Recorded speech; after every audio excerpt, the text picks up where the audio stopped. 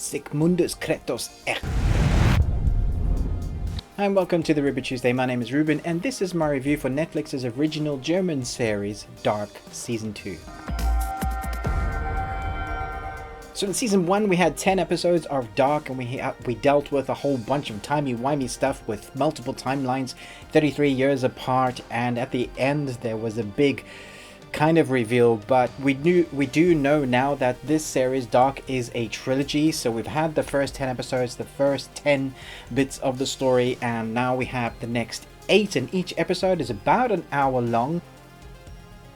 If you're like me, you've been tantalizingly eagerly awaiting these next 8 episodes, and I was a little saddened when I saw it was 8, but now that I've seen them, I'm glad it wasn't 10, because it does feel like they've really kind of just got going straight away. There was no drawing out of the storyline. They jumped in right from the first episode. They started giving answers to characters like Noah and Adam, and I thought that was great. They didn't draw out any episodes, as I said. And if you were hoping they hadn't changed anything because of how much you enjoyed Season 1, then I can say without a doubt that they've continued to give you the expertise of what you got in Season 1.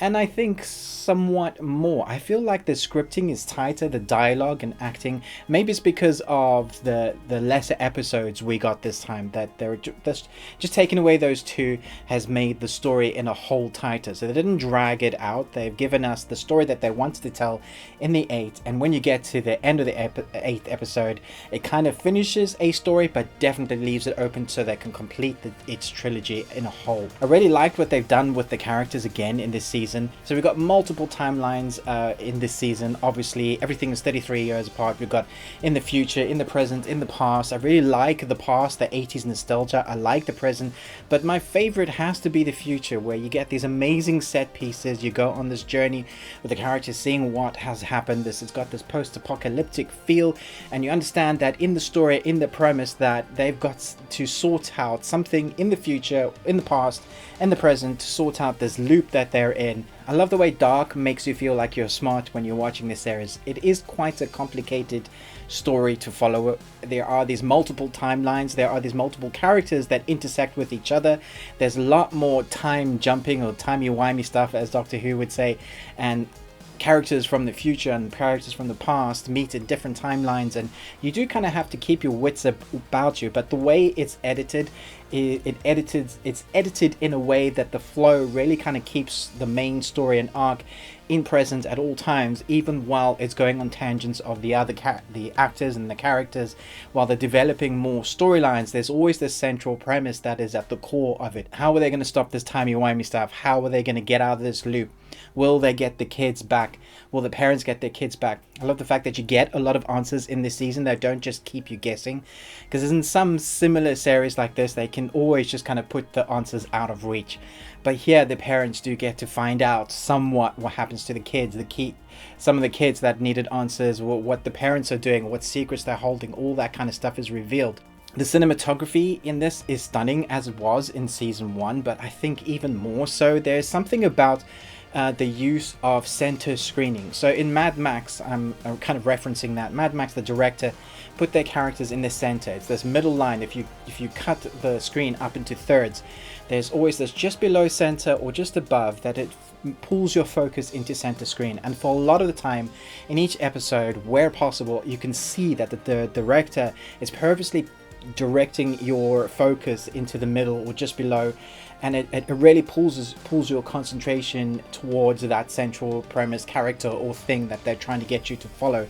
And so what happens is it makes you feel like, even if it's close image, things feel bigger, they feel wider. Your focus is on that, but there's so much going on in the background. There's also a lot of mise-en-scène in this. Everything sometimes in certain scenes, a lot is in focus, so you get this kind of grandeur feel of, especially when they're doing the bigger scenes or the wider shots, you feel like you can see everything is in focus in certain scenes, and then they'll go back to the Mad Maxing sort of filming techniques. And the reason why I'm saying this is that because I loved what they did in Season 1, but Season 2 I feel like they've really honed their skills. I don't know if I'm just picking it up more in this season, but I feel like it's sharper, it's snappier. There were a couple of episodes where I felt the story was dragging slightly, just ever so slightly. But when they were doing that, it was more for story development and character exposition, and I thought all of that did have a point to it. There were just a couple of times where I felt myself going, no, please go back to the future, I want to see what's happening there, or please go back to that storyline in the 80s because I wanted to know what happened there. One of the techniques that writers use is this 3-story act, and towards the end, the last chapter is the hook. And they do that in these episodes as well. At the end of each episode, you get this hook that makes you want to go and watch the next episode. And so it's spurring you on to watch this like in a binge fest. I know a lot of people that are excited to watch this will probably watch this no sweat, these 8 episodes, just, you know, from beginning to end. I think it'll be very difficult not to binge watch this one because of the way it's edited and the way it's done. The storytelling is magnifique. And again, the score for this, the mood, the tone, the setting of the score sometimes drives each episode forward. It carries the scene to scene. You kind of know that something, that when the shit is going to hit the fan, because there is this music that is driving the tone, and you go, oh, what's going to happen? Or sometimes it's just really complementing the acting. Everything is put together really well in this series. I thoroughly enjoyed it. I didn't know if I was going to enjoy it as much as season 1, but now that I've seen it, I've gone, wow, this is like storytelling at its best. It's filmmaking at its best. Die Zeit ist immer mit dir. I'm wondering whether they can keep to this style for season 3.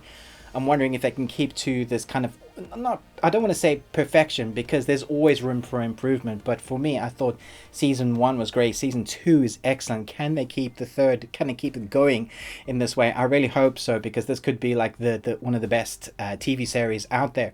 I thought Black Spot, which I reviewed recently on Netflix, was excellent. The cinematography, the sound, the score, all of that culminated to something really impressive. And in no ways did I think I was going to see something as good as that, if not better, but now I have. Some of the acting in this series, some scenes were really powerful and emotion. The characters are strong and they drive their characters forward. When there's an emotional part, you feel it. When there's a really tense part, you feel it. I didn't feel like there were any kind of weak actors, from young kids to teenagers to the older actors. I thought they were all really good at what they were doing. My only negative is don't watch this with dubbing, because I thought the dubbing just doesn't relay what you need to get from the actors from their original voice.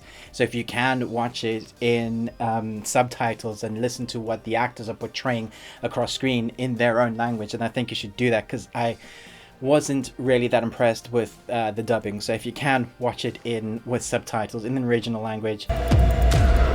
Zeitreise, das gibt es wirklich. I thoroughly enjoyed this. I'm going to give this an A+.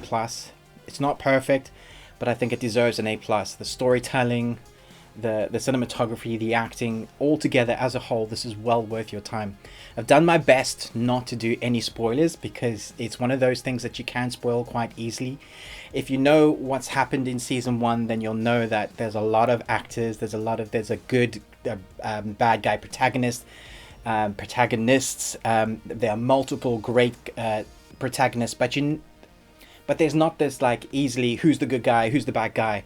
It's much more complex than that. All the characters are developed really well. The storytelling is intricate, and even though the story is all over the place, you never feel lost. And I think that's quite hard to do, and they've done it justice. Let me know in the comments below if you enjoyed it as much as I did, or if you're still going to watch it. Are you anticipating it quite highly? If you get a moment, do hit that thumbs up. It really does help me, and share the video as well if you've found this review informative. If you like my content, please share it around. It really does help me. Thank you for supporting my channel. I've found it difficult of late. There's been some interesting comments below, and it does take its toll on me, so I've had to remove a bunch of people and remove a bunch of comments, because some of it's just bordering on hate speech. But apart from the other community that we have in here, that is awesome. And thank you guys so much for supporting this channel. I really appreciate it. Chat to me in the comments below. But most of all, until next time, remember, live long and Tuesday.